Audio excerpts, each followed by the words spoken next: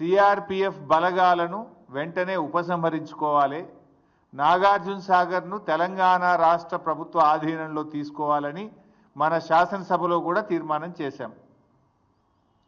November 30, 2023 నాడు ఏ status అయితే ఉందో తిరిగి ఆ స్టేటస్లో నాగార్జున సాగర్ ప్రాజెక్టు రెగ్యులేషన్ అంతా తెలంగాణ ప్రభుత్వ ఆధీనంలో తీసుకురావాలని చెప్పి స్పష్టంగా తీర్మానం చేశాం. ఏమైంది మరి? తీర్మానం చేసి ఏడాది అయింది. ఏడాది నుంచి మన చేతుల్లోకి దాన్ని తీసుకోవడంలో ఎందుకు మీరు ఫెయిల్ అవుతున్నారు? నిజంగా అది మన చేతిలో ఉంటే కుడికాలం నుంచి 10,000 క్యూసెక్కులు రోజు వాళ్ళు తీసుకుపోరు కదా. ఆ రెగ్యులేషన్ మీ చేతిలో ఉంటుంది కదా. ఇది మీ చేతగాంతనం వల్ల, మీ నిర్లక్ష్యం వల్ల రేపు తెలంగాణకు పెద్ద దెబ్బ తగిలే ప్రమాదం ఉన్నది.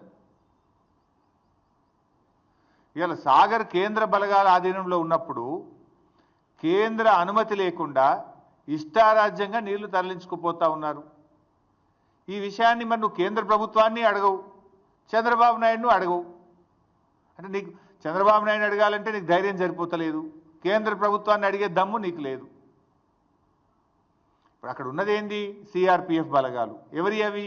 కేంద్ర ప్రభుత్వమి. అది ఎవరు రెగ్యులేట్ చేయాలి? కేఆర్ఎంబి. అది ఎవరి ఆధీనంలో ఉంది? కేంద్ర ప్రభుత్వ ఆధీనంలో ఉంది. Then why are you not asking? అటు కేంద్రాన్ని అడిగే దమ్ము లేదు, చంద్రబాబుని అడిగే ధైర్యం లేదు నీకు.